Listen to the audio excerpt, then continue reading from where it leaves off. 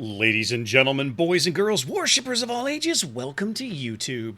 My name is SeaRaptor, and today I'm doing something, well, this is mostly for completion, guys, because today we're going to start our first look series looking through the tech tree line of the Dutch cruisers. Now, most of us, the overwhelming majority of us, I suspect, don't play a ton of low-tier warships anymore.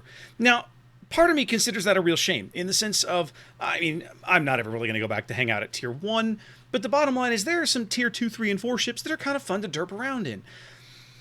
But Wargaming has really kind of hosed up the matchmaking down there, if we're honest, right? Like, you can spend 5 minutes in a queue, once you're out of like the newbie queue, right? Because there's segregated matchmaking down there. If you're a new player, you're dumped into those games with other new players. But once you've got, I think, 100 games under your belt, your account is flagged differently, and now you're dumped into basically what amounts to the general queue down that low.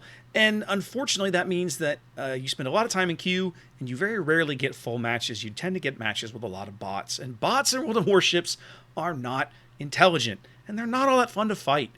So it frustrates me that there are fun ships to play. St. Louis, like the American Tier 3 cruiser, is a ton of fun to derp around in. I love my old Aurora. Aurora was one of the first premiums I spent money on in this game, and there's just not a lot to do with the ship.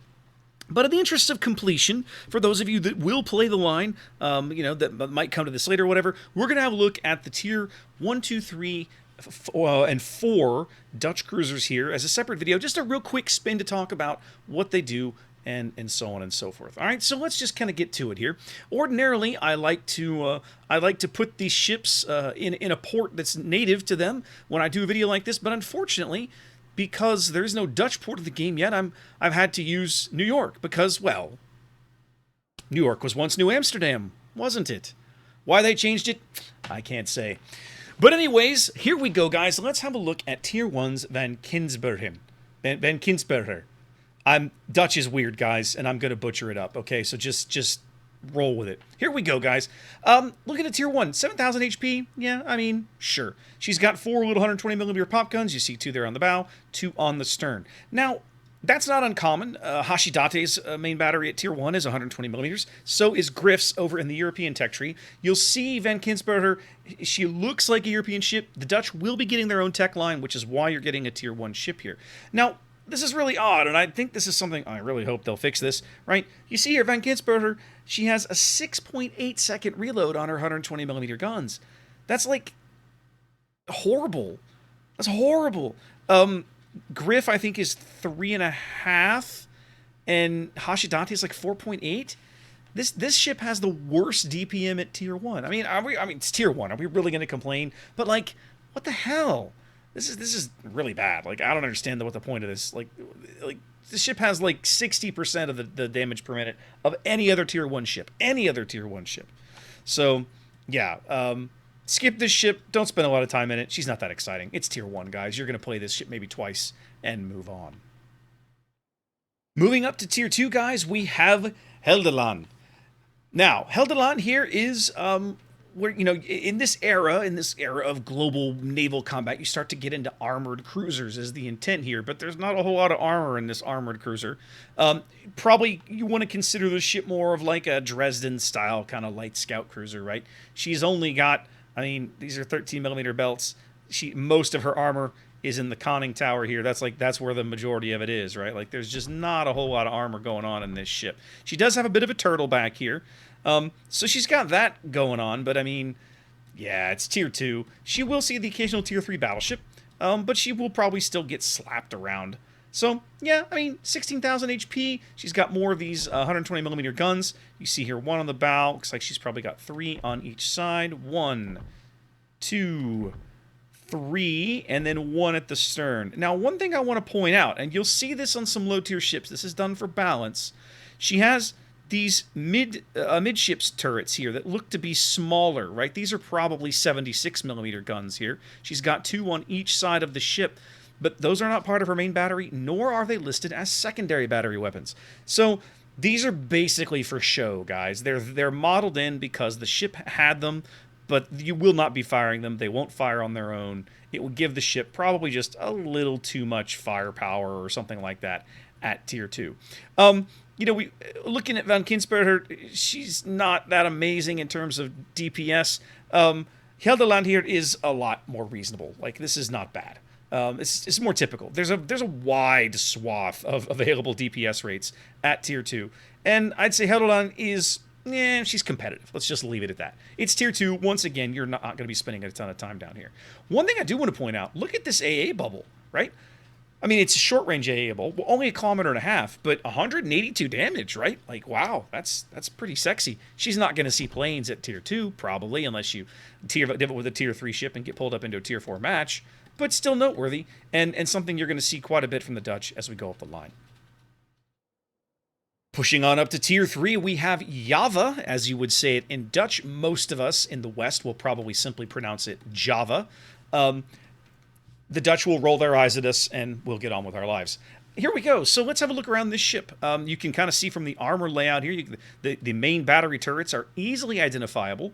You've got 2 forward, 2 aft, and then 3 running down each side of the ship. This is a very, like, Caledon-style turret arrangement, if I think about it, right? There may be another ship at tier 3 that has a similar turret arrangement, but it's kind of what it makes me think of. 24,500 HP is pretty respectable for tier 3. I mean, again, she's not St. Louis, but who is? At the same time, this is not terrible, right? I mean, St. Louis crushes everybody at tier 3. Just that ship is ridiculous, but this is still competitive. We moved up to 150mm guns now on a 10-second reload. From a DPN perspective, that makes her far more competitive than the previous 2 ships on the line. So this is a ship you might not necessarily hate to play around in a little bit. As you can probably, well, you can't tell from here, but I actually have played a game in Java. I can't talk about it, but yeah. The other thing I want to point out while we're sitting here looking at numbers is, again, with the AA, right? She has a solid little mid-range bubble there, 112 damage, and 70 on the inner bubble. Now, again, this is tier 3. But tier 3 will commonly be pulled up into tier 4 matches. You will see tier 4 carriers. This is a ship, a low-tier ship, that can actually acquit itself with reasonable AA down here. That's something you generally don't find. Like, the possible, AA DPM here, it's showing you 131 or so. Like, the next highest, the next closest competition she has in this continuous damage rating at tier 3 is in, like, the 50s. Right, so this is pretty noteworthy. I mean, again, are you gonna slaughter planes and stop the carrier from striking you? No, but it's still gonna feel nice. It will earn you some extra ribbons if the carrier decides to attack you while you're in a game and there's planes floating around. So that's nice to see. Probably worth mentioning the concealment. This is not matching up. Hold on, let me change this. There we go. All right, so concealment-wise, for some reason I had her listed as 8.4. That's not correct. She is clearly 9.7 on the surface. That is actually a little on the low side. Now, it's not Tenryu good, which is like ridiculous at this tier. But it's comparable to Toronto and Kohlberg, which actually makes her fairly stealthy for the tier. So, yeah, this is nice. Now, one of the things I do want to point out, though, she doesn't have torpedoes. This is something, basically, you're going to find up and down the entire Dutch cruiser line. The Dutch do not believe in torpedoes. They don't like them. They're too expensive. They don't want to spend the money. I don't know what the deal is, but you will not find torpedoes on Dutch cruisers, period. Just won't. So, yeah, kind of a thing. I won't say most, about half the cruisers at this tier have torpedoes, and it's nice because you will start seeing battleships in this era, in this tier bracket, and that's pretty sexy. One other thing worth pointing out, speed, 30 knots. Bam, 30 knots. This is French speed, baby. Friant goes this fast. Tenryu goes this fast. Every other tier 3 cruiser basically is slower than this in some fashion. If you're the Americans, you're way slower than this. So yeah, for a tier 3 boat, I like the look of Java. This is a boat that I would, gladly derp around in. And again, her turret layout really makes me think of the Brits. I kind of get the sense that maybe they were all kind of, collaborating on ship design or something like that in this era. And then, guys, as we get to tier 4, we get to Ruyter. All right, so let's have a look here.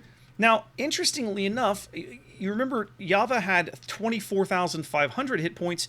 You see here, Ruyter only has 24,000. So she actually loses HP from the tier 3, which is a little strange. luckily for her, it's not a catastrophe in the sense that this is actually pretty common for the tier, right? Like most ships in this tier are in the 22 to 24,000 range. There's a couple of outliers, but that's basically normal. Torpedo protection, 10%, really good. Like this is best in tier, but again, don't take torpedoes at tier 4. You simply can't. You don't have the health pool for it, man. It's just not a thing. We'll start talking about belt armor here because it does start to become relevant. You will start seeing more and more battleships. So she's got 50 millimeters of belt here. That's kind of nice. And for a ship that will occasionally, get up to tier 5, she will start seeing heavy cruisers. I'm looking at you, say, for Ataka or Exeter.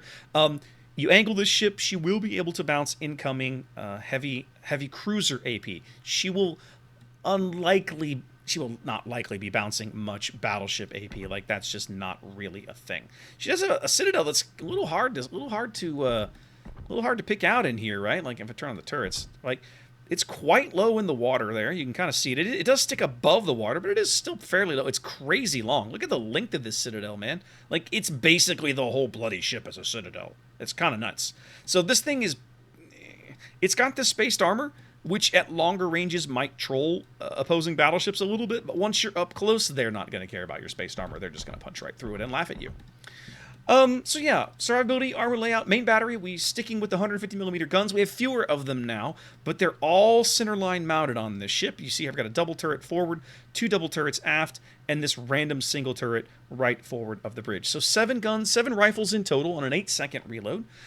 This is the same, pretty much just the same gun and the same shell and everything from down at tier 3. So if you played through the tier 3 ship, you're used to how these guns handle.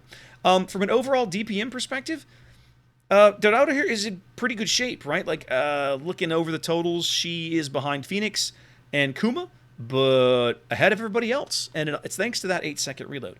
This, in my mind, is something you're going to start seeing as you go farther up the Dutch line. Because they lack so much other utility, they don't have torpedoes, they don't have does she even get hydro? She does get hydro. So like all tier 4 cruisers, Dorado does get hydro here. That's good to know. So she brings that utility at least. But the Dutch cruisers primarily are just, the focus is the guns. These are basically all gunships, right?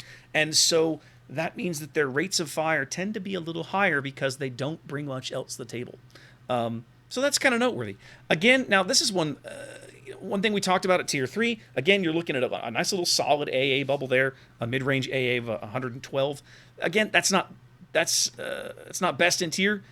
Dene's AA is actually a little better. There are a couple of ships that have flat bursts at this tier, but again, it's like 1 flak puff. Does it really count? It's not that amazing. Most ships in this tier bracket have all their AA focused in their short-range bubble. Dorado here does have a mid-range bubble that's actually pretty respectable with damage in terms of damage and range. Dene's bubble is more DPS, but is a full kilometer smaller, so that's a lot less radius. Looking at speed, 32 knots is actually, for this tier, hilariously. Last tier it was really good. This tier, much less so. A lot of 34, 35 knot ships in this tier. This is not bad. 32 is okay. You can make it work. There's nothing to complain about here. Surface detection, 12.1, worst in tier. Actually, no, it's not. Phoenix is worst in tier. Phoenix and the French. Okay, so the Americans and the French. So, okay, so third worst in tier. But, I mean, still, ugh. For a ship this big to have this Citadel to be that detectable, feels bad, man. Feels bad because you can only get this thing down to like a full stealth rig on this ship is 10.6. Ouch. Ouch. Like, ouch. That's all I can really say there. Anyway, guys, just a quick spin through the low-tier Dutch cruisers, just for completion's sake. Some people are really interested in these sorts of things, and I really do like the look of the Tier 3 and the Tier 4. The Tier 1 and Tier 2 are not that exciting, but you're not going to spend too much time in those, so I wouldn't sweat it anyway. Anyway, guys, I hope you enjoyed that. Wash your hands, be safe, and I will catch you next time.